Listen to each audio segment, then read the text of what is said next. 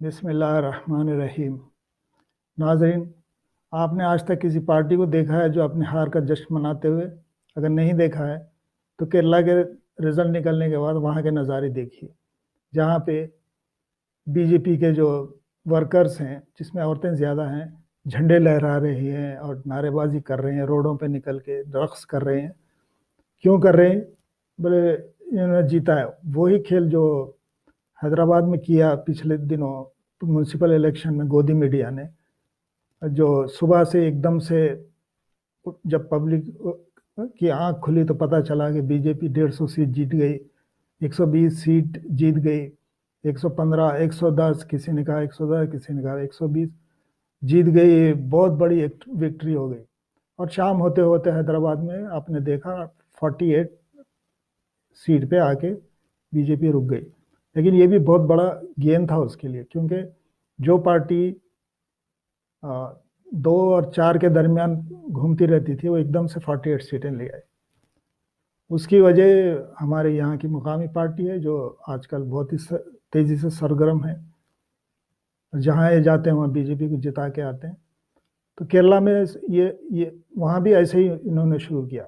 जो गोदी मीडिया ने सुबह से एक शोर मचाना शुरू कर दिया, big gain for BJP, big gain for BJP in Kerala, big gain for BJP in Kerala. तो पब्लिक सब हैरान हो गई कि भाई केरला में भी अब क्या हैदराबाद के जैसा हो जाएगा। और नतीजा ये हुआ कि शाम होते होते मालूम ये हुआ कि वो बिग गेन जो था बीजेपी का, वो ज़ीरो गेन था, अंडा था। और जो मौजूदा हुक्मरान पार्टी है वहाँ पर एलडीएफ, वो पूरे सीट जीत चुकी है। कांग्रेस भी थोड़े बहुत जीतों के साथ 2 नंबर पर रही। और फिर गोदी मीडिया ने शोर मचाना शुरू किया कि तीसरे नंबर पे बीजेपी। तो तीसरा नंबर क्या था? एक सीट के साथ तीसरे नंबर पे थी।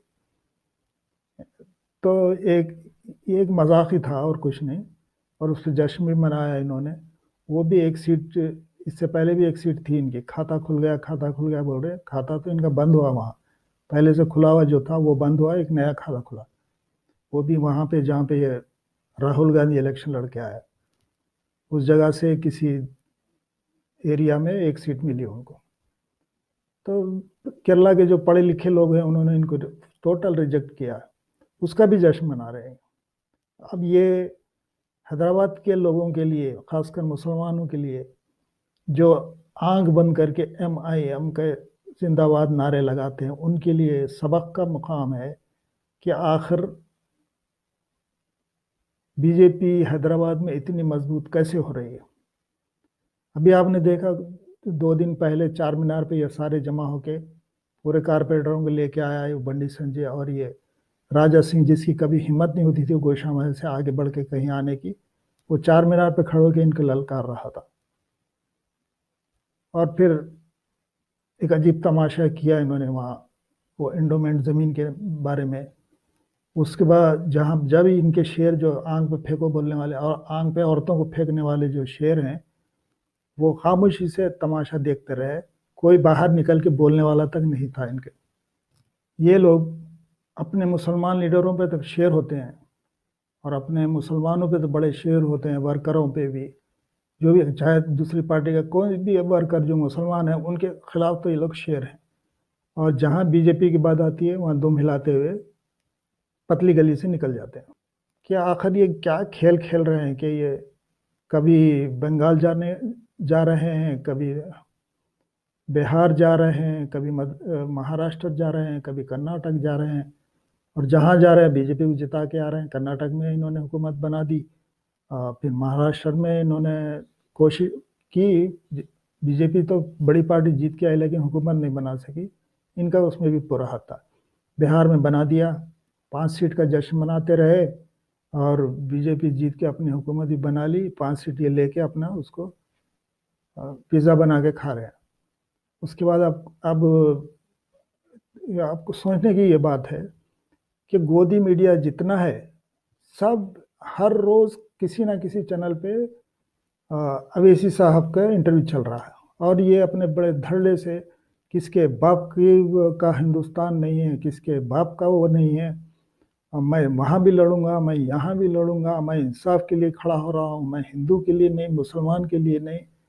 इन्हें पूरा भड़काव एक किस्म का वो कर रहे हैं, और गोदी मीडिया भी धड़ल्ले से सब दिखा रही, इनको बहुत फेमस कर रही। क्यों?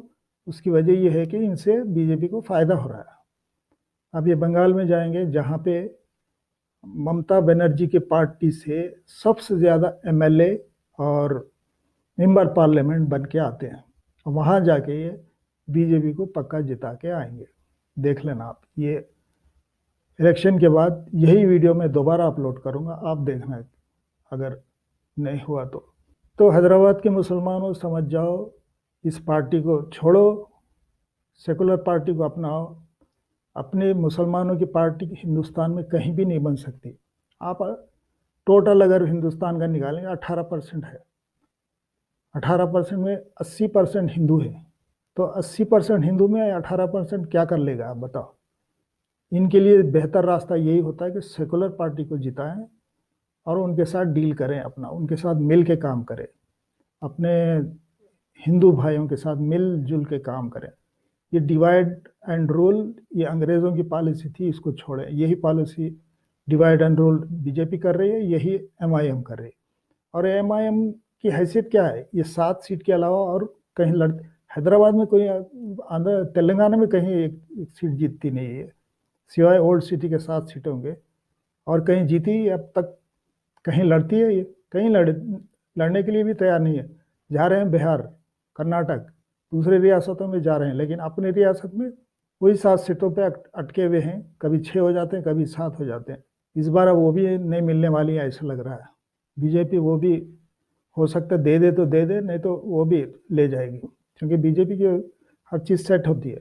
उनका ईवीएम सेट है, उनका इलेक्शन कमीशन सेट है, उनका पूरे जो ब्यूरोक्रेट्स हैं वो सेट हैं। आपने हालिया इलेक्शन में सुना ही होगा, जितने गवर्नमेंट मुलाजिम हैं सब ने बीजेपी को वोट दिया, और जहाँ जहाँ डेवलपमेंट हुए हैं वहाँ बीजेपी को वोट दिया, और नहीं दिया तो यहाँ जो जहाँ डेवलपमेंट नहीं हुई वहाँ पे एमआईएम को दिया वोट। ये एक अजीब मंतक है। आप देखिए, एमआईएम ने पिछले 50 सालों में यहाँ कुछ भी नहीं किया काम, लेकिन हमेशा जीतते आते हैं। धांधली से आप जीतते हैं, कैसे भी जीतते हैं, बहरहाल जीत लेते हैं। तो अब यहाँ के मुसलमानों को ये बात सोचनी पड़ेगी कि कब तक ये लोग अपना खेल खेलते रहेंगे। तो इन मिल्लत के हबीबों से आपको छुटकारा पाना ज़रूरी है, अगर आप सुकून से रहना चाहते हैं। नहीं तो फिर आपके हाल बहुत ही बुरा होने वाला है अगले सालों में, जब बीजेपी पूरे हिंदुस्तान में छा जाएगी इनकी वजह से, इन जैसे लीडरों की मेहरबानी से। तो इंशाल्लाह आप देखना, मुसलमानों के लिए काले दिन शुरू होने वाले हैं इनकी वजह से। अस्सलाम।